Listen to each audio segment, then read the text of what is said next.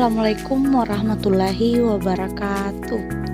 Halo teman-teman, perkenalkan nama saya Husnul Aziza dengan NIM C21058, mahasiswi dari Stikes Bina Bangsa Majene, program studi S1 Kesehatan Masyarakat dengan mata kuliah Promosi Kesehatan. Dosen pengampu Ibu Hairani SSIT MKes. Kali ini saya akan menjelaskan sedikit mengenai penyakit malaria untuk memenuhi tugas dari mata kuliah Promosi Kesehatan. Ada yang tahu apa sih itu malaria? Penyakit malaria adalah penyakit yang disebabkan oleh parasit malaria atau Plasmodium, bentuk aseksual yang masuk ke dalam tubuh manusia yang ditularkan oleh nyamuk malaria atau Anopheles spp. Definisi lainnya adalah suatu jenis penyakit menular yang disebabkan oleh agen tertentu yang terinfeksi dengan perantara suatu vektor dan dapat disebarkan dan sumber infeksi kepada host. Malaria dapat menyerang semua orang, baik laki-laki maupun perempuan, dan semua golongan umur, bayi, anak-anak, ataupun orang dewasa. Adapun penyebab malaria, yaitu organisme penyebab malaria adalah protozoa dari genus Plasmodium. Ada 4 spesies Plasmodium, yaitu pertama Plasmodium vivax. Plasmodium vivax ini cenderung menimbulkan gejala yang lebih ringan. Kemudian yang kedua Plasmodium oval. Malaria yang disebabkan oleh parasit Plasmodium oval ini tergolong tidak terlalu berbahaya yang mengancam jiwa. Namun tetap harus berwaspada karena malaria yang disebabkan oleh parasit ini dapat menyebabkan anemia atau kekurangan darah. Kemudian yang ketiga, Plasmodium malaria. Malaria yang disebabkan oleh parasit Plasmodium malaria menimbulkan gejala setelah lama terinfeksi parasit. Oleh karena itu, penderita malaria ini akan mengalami infeksi yang kronis, mengalami gangguan fungsi organ ginjal. Dan terakhir yaitu Plasmodium falciparum. Malaria yang disebabkan oleh parasit Plasmodium falciparum tergolong paling berbahaya karena dapat menimbulkan berbagai komplikasi, kejang, hingga koma. Malaria jenis ini menjadi salah satu penyebab kematian akibat malaria tertinggi di dunia. Adapun siklus hidup malaria, pertama, siklus hidup Plasmodium di tubuh manusia atau siklus aseksual.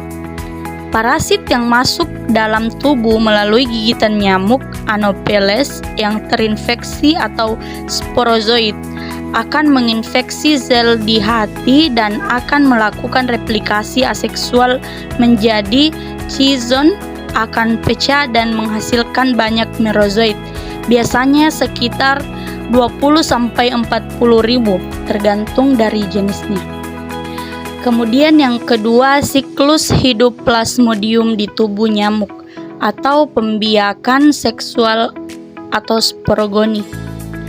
Mikrogamen dan makrogamen yang terhisap dari darah manusia yang terinfeksi akan terjadi perkawinan saling antara jantan atau mikrogamen dan betina makrogamen menjadi zigot.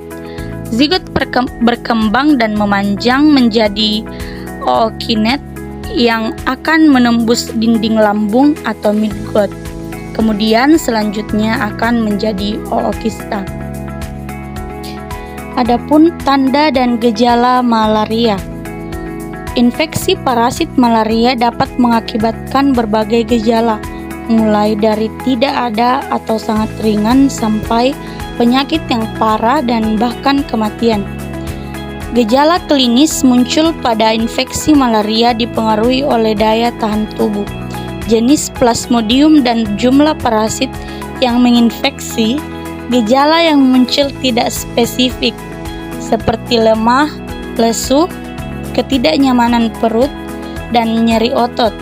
Demam dengan diikuti dengan pronormal, seperti rasa dingin atau menggigil, dan berkeringat, sakit kepala, dan muntah. Adapun gambaran malaria, pertama bentuk tropozoid, berbentuk seperti cincin dengan stop plasma tebal dengan inti yang besar.